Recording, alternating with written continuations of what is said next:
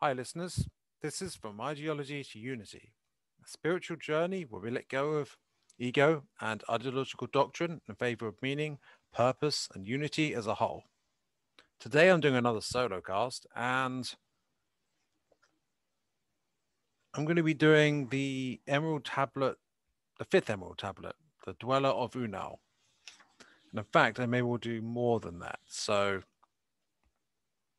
yeah, I hope you enjoy.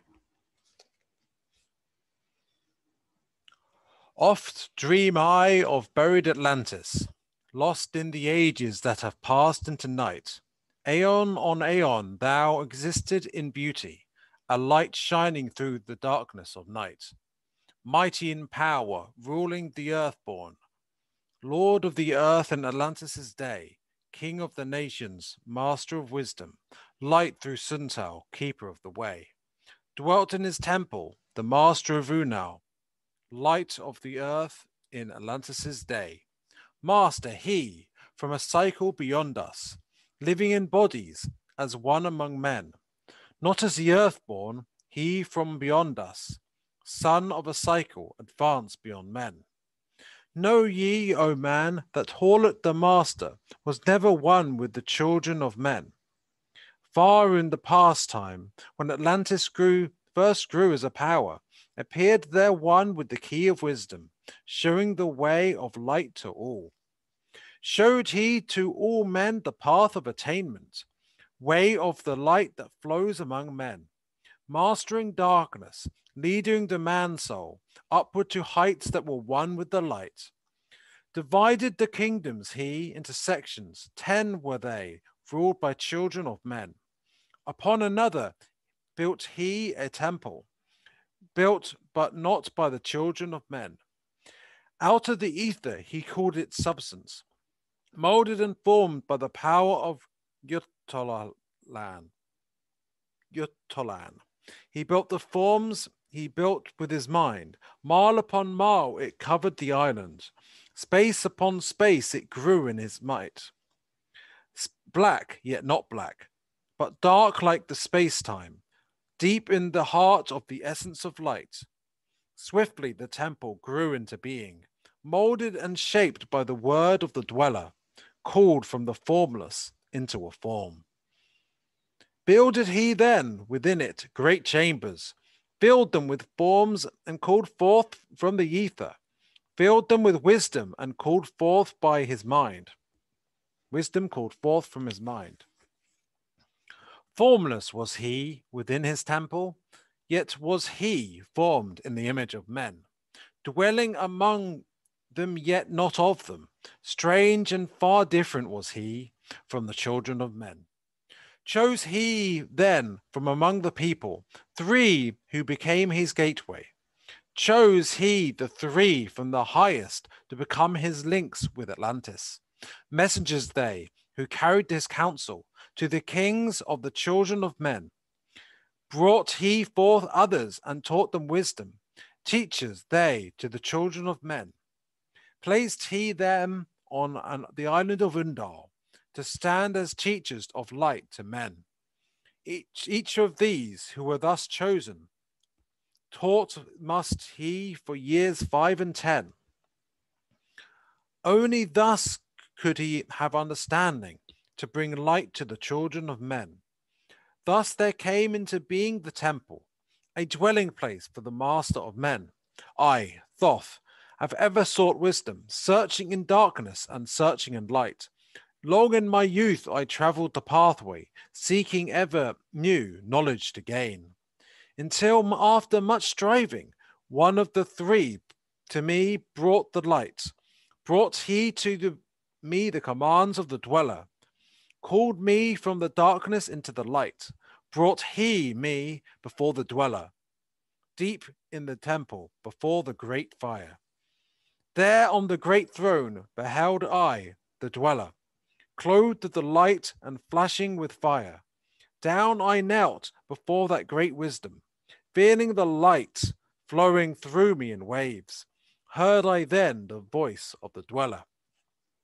O darkness, come into light. Long have ye sought the pathway to light. Each soul on earth that loosens its fetters shall soon be made free from the bondage of night. Forth from the darkness have ye risen, closer approach the light of your goal. Here ye shall dwell as one of my children, keeper of records gathered by wisdom, instrument thou of the light from beyond. Ready be thou made to do what is needed, preserver of wisdom through the ages of darkness. That shall come fast on the children of men. Live thee here and drink of all wisdom, secrets and mysteries unto thee shall unveil. Then answered I, the master of cycles, saying, O light that descended to men, give thou to me of thy wisdom, that I might be a teacher of men. Give thou of thy light, that I may be free. Spoke then me again to the master. Spoke then to me again the master. Age after age shall ye live through your wisdom. I, when o'er Atlantis the ocean waves roll, holding the light though hidden in darkness, ready to come when o'er thou shalt call. Go thee now and learn greater wisdom. Grow thee through light to infinity's all. Long then dwelt I in the temple of the Dweller, until at last I was one with the light. Followed I then the path to the star plains, followed I then the pathway to light. Deep in earth's heart I followed the pathway, learning the secrets below as above, learning the pathway to the halls of Amenti, learning the law that balances the world. To the earth's hidden chambers pierced I by my wisdom, deep through the earth's crust into the pathway, hidden for ages from the children of men. Unveiled before me ever more wisdom, until I reached the new knowledge, found that all is part of an all, great and yet greater than all that we know. Searched I infinity's heart through the ages, deep and yet deeper, more mysteries I found. Now, as I look back through the ages, know that wisdom is boundless. Know I that wisdom is boundless, ever grown greater throughout the ages, one with infinities greater than all. Light there was in ancient Atlantis, yet darkness too was hidden in all. Fell from the light into the darkness some who had risen to the heights among men. Proud they became because of their knowledge. Proud were they of their place among men. Deep delved they into the forbidden, opened the gateway that led to below. Sought they to gain ever more knowledge, but seeking to bring it up from below. He who descends below must have balance, else he is bound by lack of our light. Opened they then by their knowledge, pathways forbidden to man. But in his temple, all-seeing the Dweller lay in his Amenti, while through Atlantis his soul roamed free. He saw the Atlanteans by their magic, opening the gateway that would bring to earth a great woe. Fast fled his soul then back to his body. Up he arose from his Amenti. Called he the three mighty messengers, gave the commands that shattered the world. Deep neath earth's crust to the halls of Amenti, swiftly descended the Dweller. Called he then on the powers the seven lords wielded, changed the earth's balance, sank Atlantis beneath the dark waves, shattered the gateway that had been opened, shattered the doorway that led down below. All of the islands were shattered except Unal, and part of the island of the sons of the Dweller. Preserved he them to be the teachers. Lights on the path for those to come after, lights for all the lesser children of men. Called he then I, Thoth, before him, gave me the commands for all I should do, saying, Take thou, O Thoth, all of your wisdom, take all of your records, take all your magic. Go thou forth as a teacher of men. Go thou forth preserving the records, until in time light grows among men. Light shall thou all Light shall thou be all through the ages, hidden yet found by enlightened men. Over all earth give we ye power, free thou to give or to take it away. Gather thou now the sons of Atlantis, take them and flee to the people of the rock caves. Fly them to the land of the children of Chem. Then I gathered the sons of Atlantis. Into the spaceship I brought all of my records, brought the records of sunken Atlantis. Gathered I all of my powers, instruments many of mighty magic. Up then we rose on wings of the morning. High we arose above the temple, leaving behind the three and the dweller, deep in the halls neath the temple. Down neath the waves sank the great temple, closing the pathway to the Lord of the cycles, yet ever to him who has knowing. Open shall the path to Amenti. Open shall be the path to Amenti. Fast fled we then on wings of the morning, fled to the land of the children of Chem. There by my power I conquered and ruled them, raised I to light the children of Chem. Deep beneath the rocks I buried my spaceship, waiting the time when man might be free. Over the spaceship erected a marker in the form of a lion, yet unto man, like unto man. There neath the image rests yet my spaceship, forth to be brought when need shall arise. Know ye, O man, that far in the future invaders shall come out of the deep. Then awake ye who have wisdom, bring forth my ship and conquer with ease. Deep beneath the image lies my secret. Search and find the pyramid I built. Each to the other is the keystone, each the gateway that leads into life. Follow the key I leave behind me. Seek, and the doorway to life shall be thine. Seek thou in my pyramid, deep in the passage that ends in a wall. Use thou the key of the seven, and open to thee the pathway will fall. Now unto thee I have given my wisdom. Now unto thee I have given my way. Follow the pathway, solve thou my secrets. Unto thee I have shown the way. Well, so there we have it. That was an interesting chapter, I have to say. So you may have realized that he seems to be referring to the Sphinx as that a lion and yet onto man, right? So this suggests there's a spaceship under the Sphinx. That's pretty interesting, isn't it? I like the idea of that. That's really interesting. So yeah. And the Dweller. I wonder if you know or have any ideas as to who the Dweller is. He did mention Hall at the Master. I don't know if that is the Dweller or not. And he mentioned that this Dweller is not of Earth. So an alien, right? Although that word itself is whatever. So interesting. The language is interesting. Sometimes conquer is used,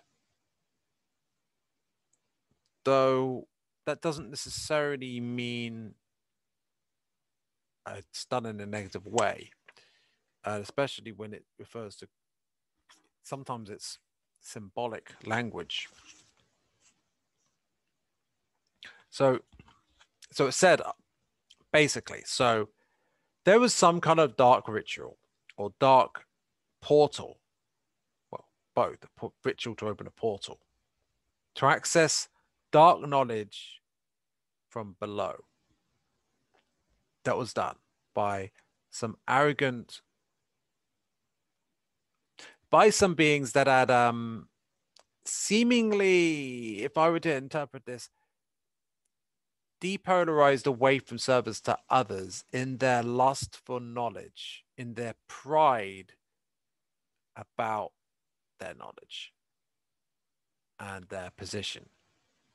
So, and they wanted to learn ever more, but forbidden knowledge, knowledge from below. Now, if I were to guess, what came to me was the idea that it's below in consciousness or below in from, I don't know why, but what came to me was that they were seeking knowledge from an octave below. I've got nothing to back that up. It's just, that's what came to me. This idea that if it's all fractal, there's octaves above, octave below, 7 densities within this octave. But the octave below, an octave below would presumably have, if you go below 1 density on our octave, well, 1 density, isn't that the 7th density of the one below, or 1 step away from that, perhaps? I'm not sure which of that it is, but essentially they could hypothetically access knowledge, the knowledge that 6th density beings in the octave below have, by going backwards, by going down. But that's a dangerous game, especially if you have darkness in your heart, if you're not balanced. This is from what he said, right? Now, I don't know. Maybe it's something else. Maybe it's down below the earth, in the earth, or we don't know exactly, but the down isn't necessarily literal.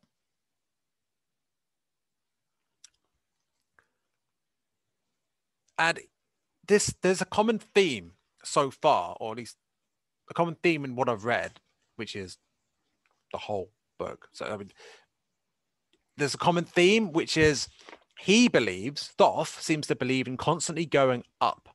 That he feels it's important to constantly move up in wisdom and light towards ever yet more light. I interpret that as seeking ever higher density of light and ever more octaves of light, and just going up for eternity, learning more knowledge, more towards love and light in the long term. For eternity, essentially. He doesn't seem to approve of going down. I mean, it's conceivable that a soul might go down and down and down through many octaves, which, this is speculation, really, I admit. But yeah. So in any case, they did some sort of dark ritual to get forbidden knowledge. They weren't ready for it, or they weren't balanced to receive it, and it would have brought woe, great woe to Earth. So presumably the great destruction that came, that the dweller that was brought by this shifting, the calamitous shifting of continents, seems something a little bit like pole shift, from what I've heard, that would lead to some continents falling. So that's my impression. And that's why Atlantis and the temple was no longer here. Now, have you ever heard of Hollow Earth theory? Now, people who just laugh at it, what they think of is like the idea that it's like the idea that it's just almost entirely hollow and then loads of stuff inside, and it's just like, that seems obviously ridiculous. That isn't it. Or at least maybe that's a version of it, but I'm not sure if Hollow Earth is the right word for it, but more that there's spaces under the earth that are inhabited, that are arguably continent sized, or at least subcontinent sized, potentially. some of them, there's areas, and they have an ability to do. From what with some research I've done, like I've heard that the ability to do anti-gravity, some of the civilizations there, and so they can artificial gravity and they can create light that's like natural light for them. It's like natural light, and so they have life down there, like nature, like plants and all those. They've got all their own stuff going on down there, and that there's a remaining remnant civilization that's from the Lemurians and the Atlanteans. Now, this isn't mentioned in the Emerald Tablet, except for how it mentioned in this the Emerald Tablet we read that, or that you heard, it mentioned that we took a bunch of priests from Unal with him to Kem. Now, Kem is Egypt. You can even find that on Wikipedia. So the old word for Egypt. So Khem. And he created the pyramid, or one of the pyramids, with his mind, essentially. That is something that is done. Interestingly, though, in the Law of One, Ra claims to have created the pyramid. So the way I make sense of that is that one of the pyramids is built by Thoth and one was built by Ra. And there were other pyramids, right? And other ones were built by humans. So the one at Giza seems to be the Great Pyramid at Giza seems to be the one built by Thoth. From what's it saying? Or maybe the pyramid wasn't. Maybe he just built the Sphinx there, not the pyramid. But no, it did mention a pyramid, didn't it? But we don't know which pyramid because there's more than one pyramids at Giza. He might have built with a smaller one at Giza. We don't know, right? We don't know. Anyway, so it was pretty interesting reading this. So yeah, sorry I misspoke some of it, but that's just kind of what's going to happen sometimes.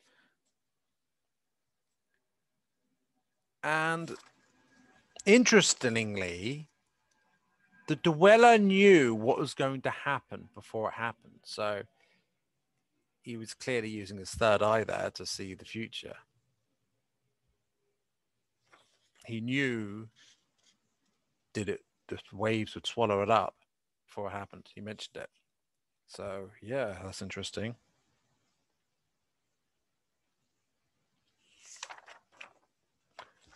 I do wonder. I don't know why it came to me when I was reading it, but I just thought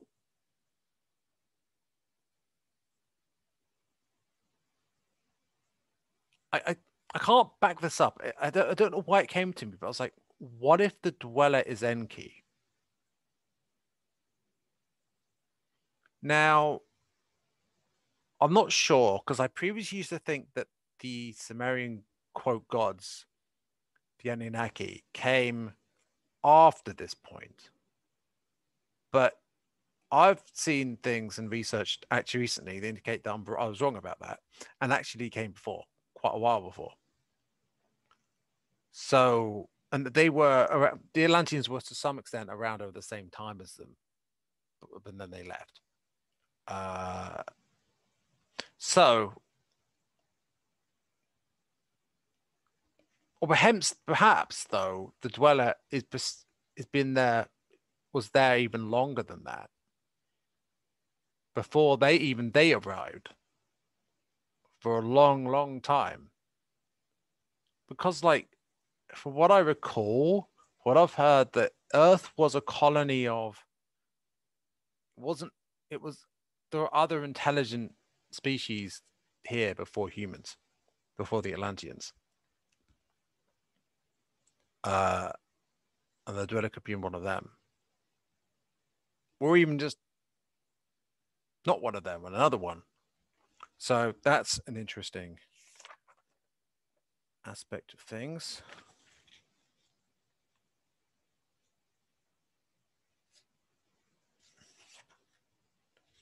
Yeah. So it's funny, interesting reading an ancient text and it's talking about a spaceship. Now, if you were cynical, you could say, well, this tablet, which was found by, I can't remember actually. I did find who claimed to have found it, and it was in this century. Or was it the last? No, I mean, like the 20th century or maybe the 19th. But and it's linked to, I think, the Brotherhood of the White Temple, or the what was it? The Flower of Life organization. I think Drunvalo Melchizedek has a connection of some kind to the person who found the Emerald Tablet, supposedly, this Emerald Tablet. Now, I believe that this is legit, or at least, at the very least, partially legit, right? This translation. But yeah, just in case you're wondering if I actually had the actual Emerald Tablets, like, no, I assure you I don't have the Emerald Tablets all with me. But like, not like the green emerald things themselves. Yeah. So, okay. So what else could I say about this? Change the Earth balance. Yeah, that sounds a bit like pole shift to me. The Seven Lords. Those are mentioned at other points of this. That's quite interesting. The mighty messengers. Mighty, eh? The messengers. You mentioned that previously that he's got these three people who are the go-between between the Atlanteans and the Dweller. So it's just that even before Thoth was around, there was this whole, it's almost like a priestly thing, like, and they were in charge in some sense. It's possible that there was something negative going on with that, but we don't know. We simply don't know. But this is very interesting at the very least. And so there's a key. There's a way to get knowledge if you've got the frequency, right? Seems that you go to Sphinx or the pyramid. I think, okay, so in the pyramid, so you go to the pyramid, neath the image, I don't know what image that is, but the image, lies his secret, my secret. So, search and find the pyramid I built. So you need to find the right pyramid. We can't presume it's the big pyramid of Giza, but it might be. Each to the other is the keystone. Each to the other is the keystone. I'm not going to claim to know what that means. Each the gateway that leads into life.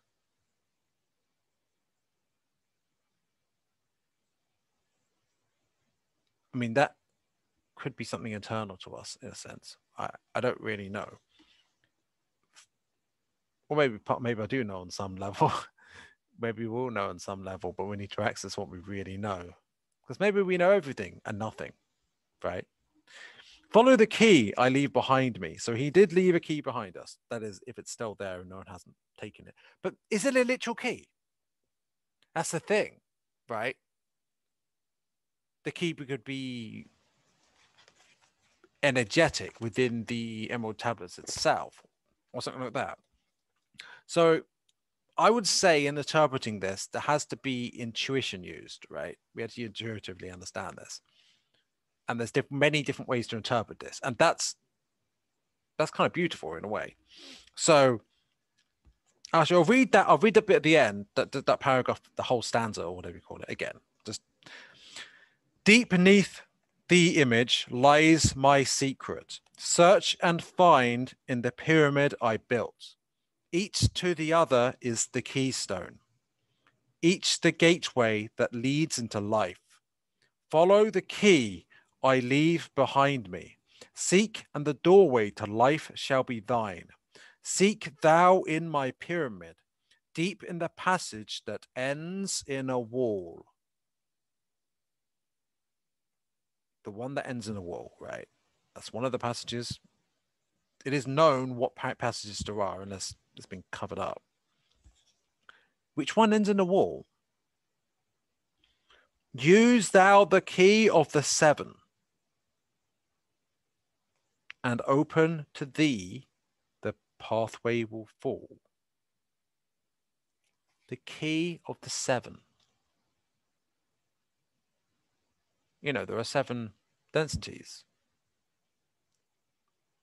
Although I don't suppose it would mean get to 7th. I don't think he's saying get to. No. He wouldn't be saying that. But 7's an interesting number, and it comes up a number of times in a. Well, this thing, it comes up all over the place. There's a lot of numbers come up a lot, but yeah, 7 is an interesting number.